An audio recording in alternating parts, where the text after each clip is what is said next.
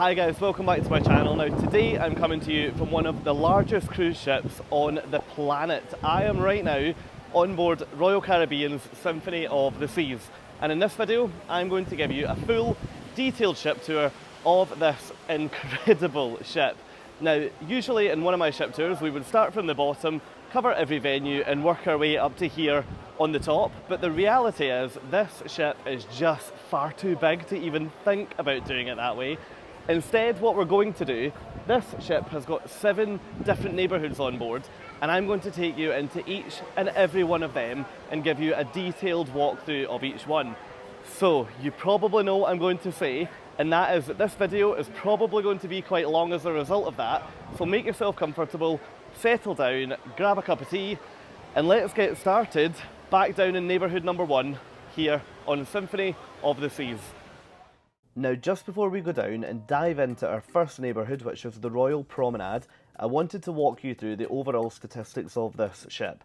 Now in terms of size, she is absolutely gigantic. So Symphony of the Seas is 1,188 foot long and over 215 foot wide. This ship is huge. Now from a guest capacity point of view, at double occupancy, the ship will hold 5,518 guests, or at full capacity, she was able to hold 6,680 guests, which is a pretty remarkable figure to be carrying on one ship at one time. Now the ship was built in France, registered in the Bahamas, and the maiden voyage was on the 7th of April 2018. Now in this video today, I'm going to walk you through each of the 7 neighbourhoods on board. Now they are the Royal Promenade, the Boardwalk, Central Park, the Pool and Sports Zone, the Vitality Spa and Fitness Centre, Entertainment Place, and finally the Youth Zone. Now that will include the majority of venues on the ship, but for example we will be overlooking some restaurants as we go around today. If you'd like to see all of the restaurants and all of the dining options, then keep a lookout in my channel for a full dining guide, which should be available really soon. Now, without further ado, let's head downstairs in this incredible vessel and check out neighbourhood number 1, which is the Royal Promenade.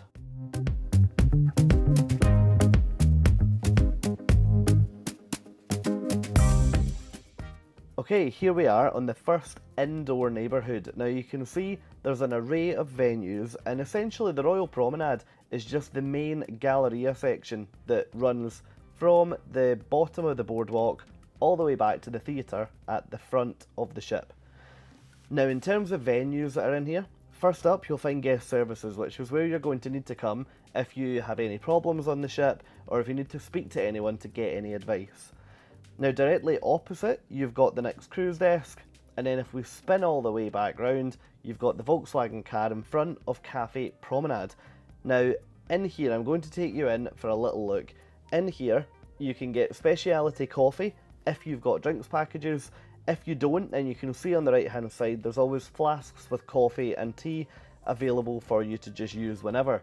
Now the snacks in here are all included as well, so this is a really good venue if you're looking to meet up with people at any time of day because it's open 24 hours a day, which is absolutely brilliant. Now directly opposite Cafe Promenade you'll find the Bionic Bar. Now this is where the 2 robotic arms will make your drinks for you after you order them using the computer.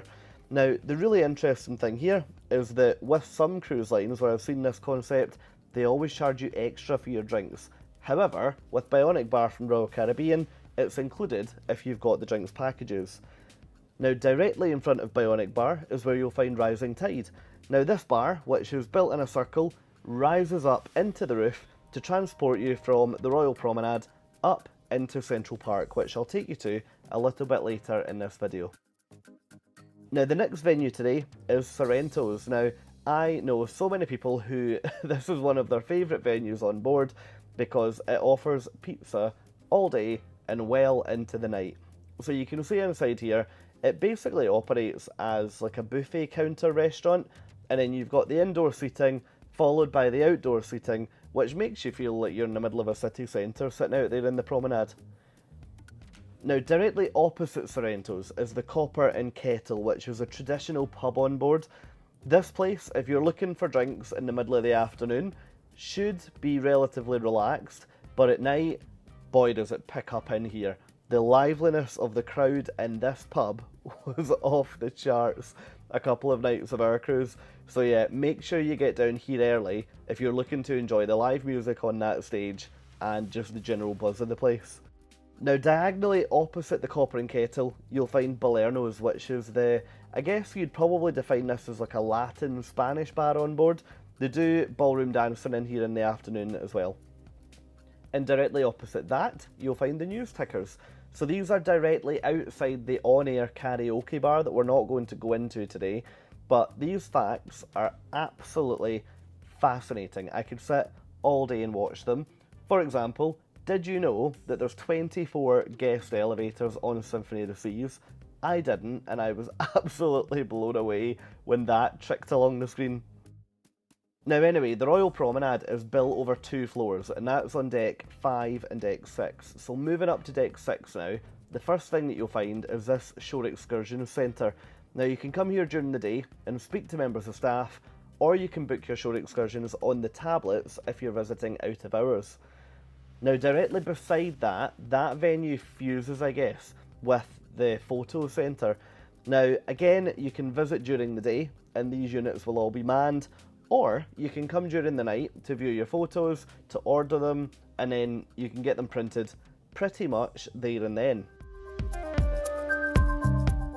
Now remaining on this deck, directly opposite the shore excursions and photo centre, is the Schooner Bar. Now this is actually one of my favourite venues to just chill out in the afternoon. The theming in here is all nautical, they put someone on that grand piano, and it is just such a lovely place to escape the complete buzz of the Royal Promenade. Now the other big benefit, which I will show you in a better shot in a couple of minutes time, from a view perspective, you're actually looking right into the Royal Promenade here. So if you pick the right seat, you can sit and people watch all afternoon. I absolutely love it. Now that said, if that's not your cup of tea, you can see here there are so many other options, and it's one of those bars that, yeah, okay, you can sit and be relatively sociable with other passengers, or if you want to just find a little corner, squirrel yourself away and just chill out, you absolutely can do that in here as well.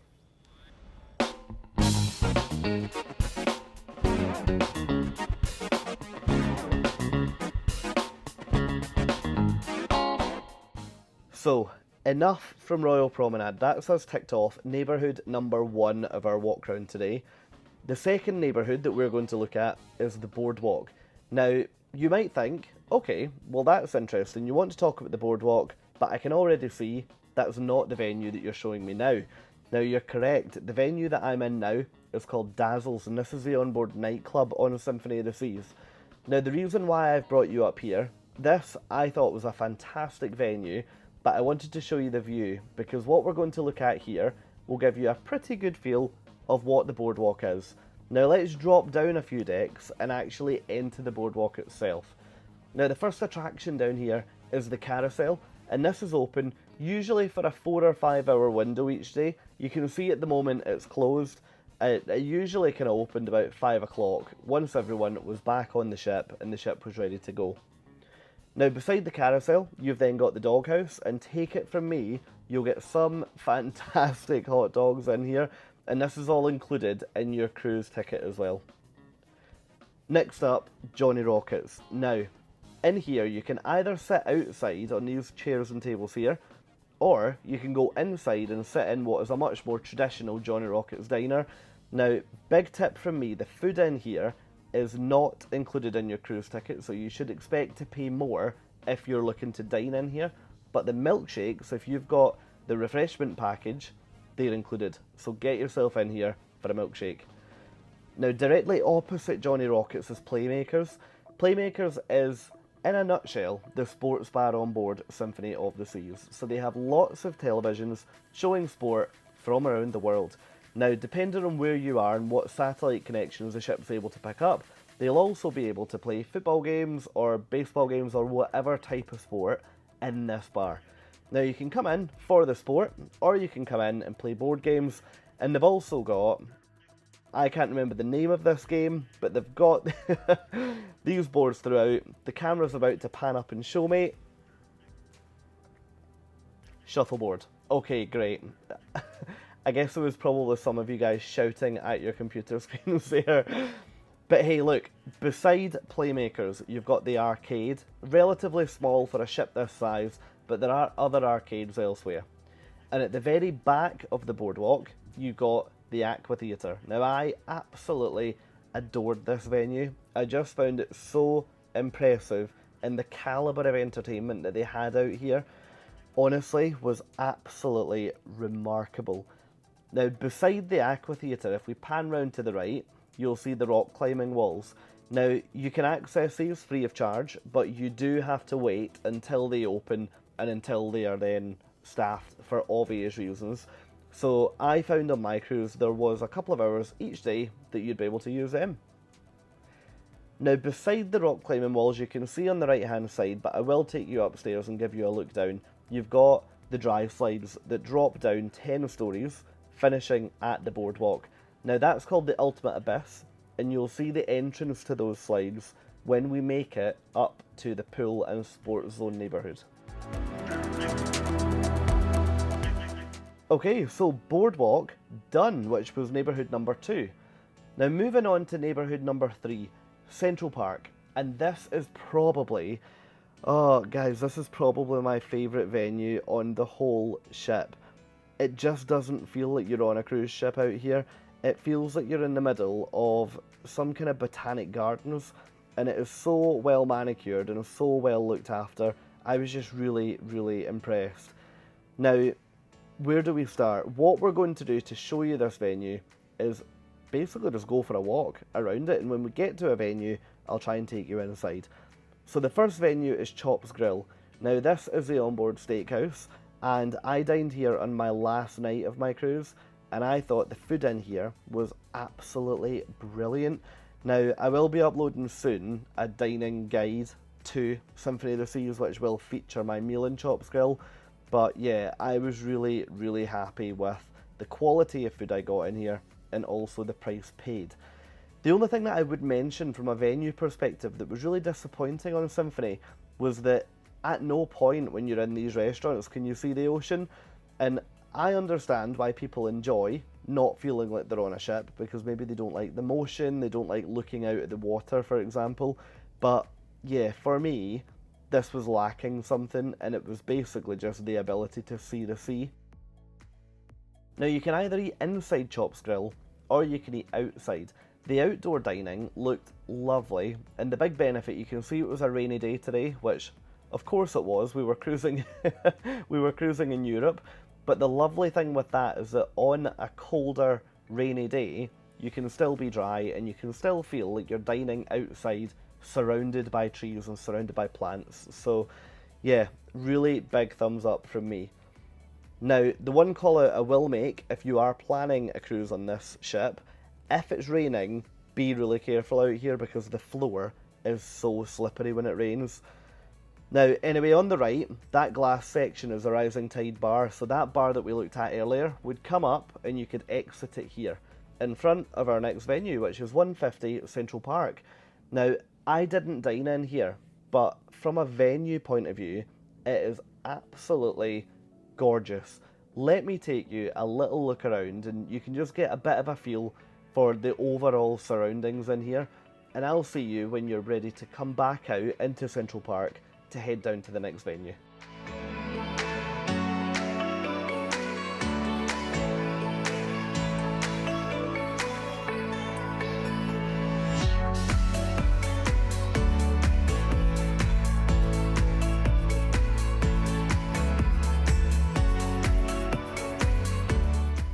Okay, so we're back. Now, let's continue walking through Central Park. The next venue that we're going to pass is called Trellis Bar, and that is now coming up on the left-hand side. Now, this is a brilliant venue if you want to come, have a glass of wine or have a beer before you visit any of these speciality restaurants for dinner, at night, or for lunch in the afternoon. Now you can see here that all of these poles light up, and if you see my other videos, I'll show you what Symphony looks like at night because it's stunning out here. Now this venue, the Park Cafe, I don't take you into there in this tour because it was always really busy, but that's an included venue and it's really good in there for just jumping in for a coffee in the afternoon or your breakfast in the morning. Now next up, Jamie's Italian. I also dined in here, and honestly, this was so much better than any kind of Italian that I've had on land. It also was significantly better than the Jamie's chain of restaurants that we had, certainly in the UK. I'm not sure if they're further afield, but we had a Jamie's Italian in the UK, and it was okay, but it didn't last. What I can say is that the quality of food in here far surpassed that, and myself and my 3 friends who I was dining with were really happy with the quality that we experienced.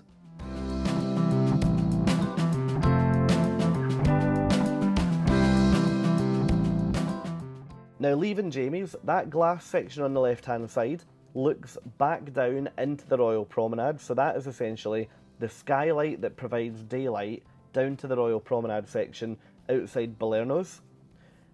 And that brings us to our next venue, which is called VENUES, coming up on the left hand side. Now this is the onboard wine bar, and my top tip for this place is that not too many people realise that if you go in here you can get wine with like tapas, so you can get like a little charcuterie board type thing, and it again is a lovely way to spend an hour in an afternoon. So yeah, make sure if you're planning to cruise on Symphony of the Seas, get this place marked in your diary and head in here for a glass of nice wine and some meat and some cheese.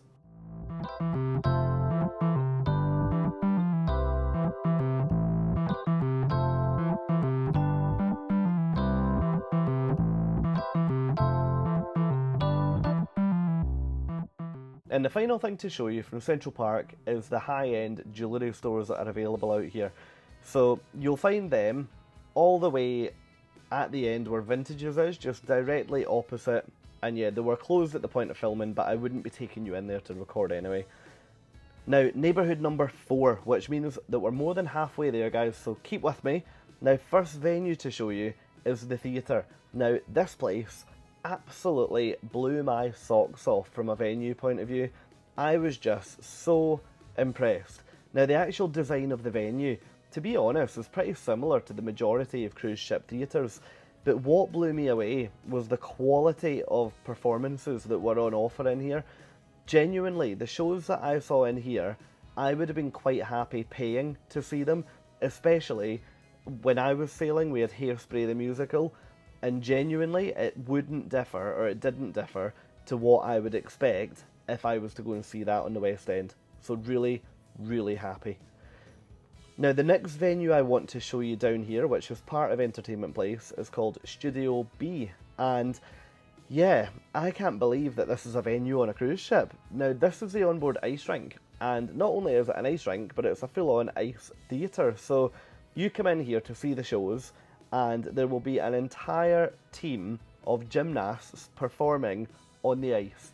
It honestly, it is so impressive, I can't even put it into words. But now directly outside that venue you've got Jazz on 4. Now in here you can see this is just such a beautiful venue. Now directly in front you would find a jazz band on every single night for a couple of hours, and this venue, when it gets later, does get a lot darker, so don't worry that it looks really high lit at the moment. It's a lovely place to spend time. Now directly opposite Jazz on 4, you've got the Attic Club. Now this is the onboard comedy club, which is usually open in the evenings.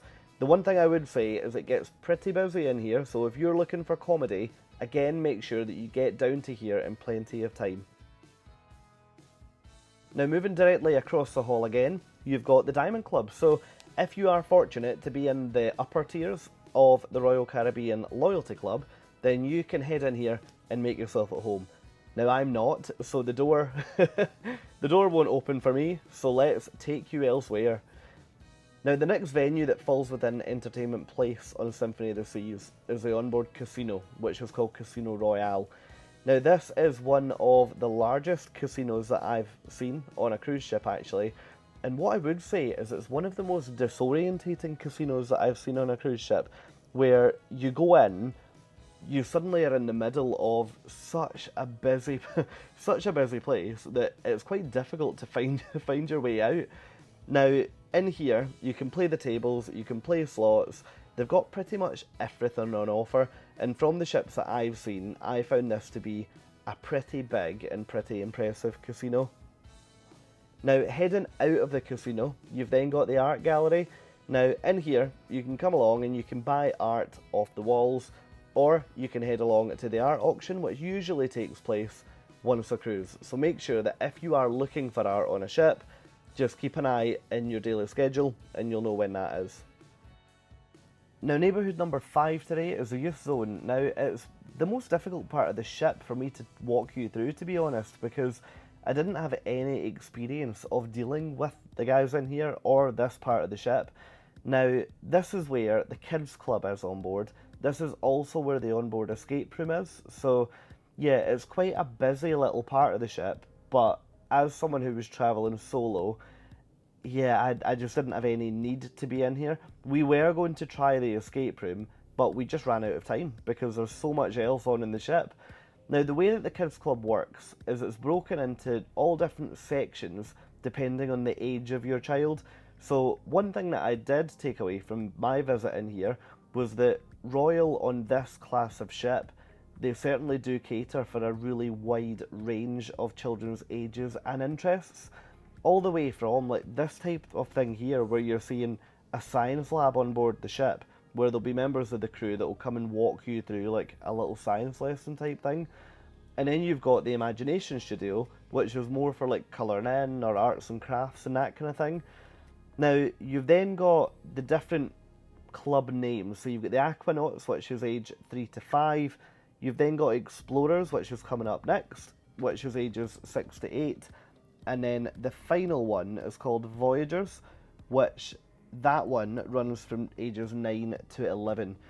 Now, also in the Kids Club venue, you've then got a miniature theatre, which is called the Adventure Ocean Theatre. Now, in here, you'll find puppet shows, you'll find, yeah, kid-focused entertainment. Now, all the way up at the top of the ship, you'll find this kind of teen zone. Now, in here, again, I was able to get in here prior to it opening for the day, but this area is really, really strictly for people aged between 12 and 17. So if your kids are too old for the sections that we spoke about downstairs, with Voyagers finishing at 11, then they're more than welcome to come and hang out up here. So from what I could gather, this seemed to be a really well utilised space. They've also got an outdoor area towards the back of the ship, but I didn't film that because there was people using it at that point in time. Now, neighbourhood number 6 is the Vitality Spa and Fitness Centre. Now, geographically where this is on the ship, the spa is all the way down on deck 6 on that upper level of the Royal Promenade. Now, when you go in here, you will see I managed to access the spa at the point of them closing, so it would look considerably brighter during your visit. Now, the first heads up that I would give you is that the Vitality Cafe here is totally included if you have a beverage package. Now, the number one thing that I loved in here is what's on the screen in front of you now. They had an array of what they call fresh healthy juices, but it's essentially blended juice. So you can pick one, you can pick carrots, you pick cucumber, you pick whatever vegetables and fruit you want, and they'll juice it for you. It's such a good way to stay healthy on your cruise. Now, the gym on board is a great size. I suppose it would have to be with so many people on the ship. Now, I did make it into the gym 2 or 3 times to work out during the week, and I never ever had any issues accessing equipment. So this size of gym seems to be pretty accurate for the size of ship, I would say. Now, in addition to the main gym floor, you've then got this section on the side, which is like a fitness class area. Now, this is open going into the main gym. There's no doorways, so I'm not sure what it would be like from a volume point of view, but I only saw them doing yoga in here, so you obviously wouldn't have an issue with that. Now, my favourite feature of this whole gym and health centre has got to be the jogging track. Now, I love that you can access it from the gym. This is the first time on a cruise ship I've seen a running track that you can get to from the gym area. The reason why that is so good is that you can go in, do your workout, and then you can go and finish with a run, or the other way around. Now what we'll do, let me walk you around here and take you around to the finish line. But just before we get there, I just wanted to talk about the length of this track. Now, due to the fact that you're on one of the largest ships in the world, you actually don't have to run too many laps to do a decent distance. Now, one lap here is over 0.6 of a kilometre, which means that if you're running 5 kilometres, you don't actually have to do too many laps. So here's what it looks like as you're heading round. It's so clear the whole way. Now, due to the fact that this ship is so well compensated from an open deck point of view, which I'll take you up and show you shortly, you don't get a lot of people down here walking or people blocking the way that you might on a lot of other cruise ships, and you also don't get people down here on sun loungers the way that they can sometimes block on running tracks on cruise ships as well. So yeah, I am a massive fan of this, in case you can't tell already. Now, the other thing that's quite hidden away down here is that you've got some deck games. So this is just one of the table tennis tables that you'll find down here, with obviously some of the best views on the ship. And if you go over the other side is where you'll find like the deck ball, I think it's called, shuffleboard. Is it called shuffleboard? Now, anyway, neighbourhood number 7 is the pool and sports zone. And this is quite possibly my favourite neighbourhood on Symphony of the Seas, because the scale of it is just so impressive. Now, I've been on big cruise ships, but I've never been on a cruise ship that comes anywhere close to what I'm showing you today on Symphony. Now, unfortunately, I'm showing you again in typical European weather, but hey, we can live with that. At least we've got a clear view. Now, first up is the kids' aqua park. Now, on the left-hand side, you've got the section that's more suitable for younger children, and on the right-hand side, a little bit more suitable if your kids are older and are more able to handle flumes and like drops and things like that. Now, what I did want to do, I could just show you each individual part of this deck, but I wanted to just take you for a walk around here, just so that you can get a feel for the amount of space on offer. I just couldn't believe this top deck had so much room on it. Now, even on the sunny days when we were leaving port during sail away, there was loads of opportunity for lounging, there was loads of chairs available. So I'd love to know what this ship's like on a Caribbean sea day, because certainly in Europe, it was absolutely brilliant. Now, here you're looking down into the first part of Central Park, and you can see on the other side from that kids' pool, you've got another pool and a hot tub over there as well.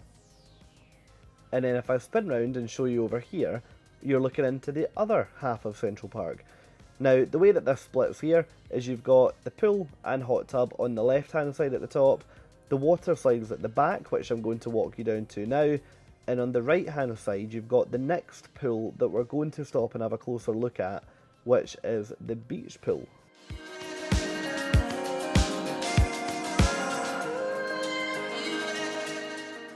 So what you will notice on that lower level now is that the sun loungers have changed a little. They're blue everywhere else, but down there they're a different colour, and the floor is also yellow. Now, this is the onboard beach, and I absolutely love this. Just look at the water. So the way that the water works here, it's gently lapping up underneath the sun loungers, and that yellow deck area is actually on a slant. So it feels as though you could be on a beach, walking down into the water with it getting deeper as you go. It's such a cool idea. I absolutely love it.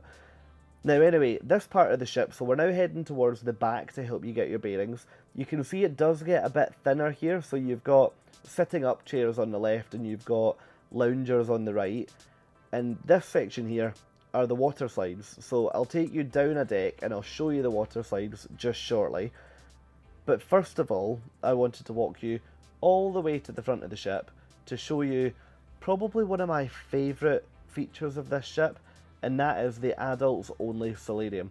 So I'll leave you to have a little look here, and you can join me back down one level to have a look inside.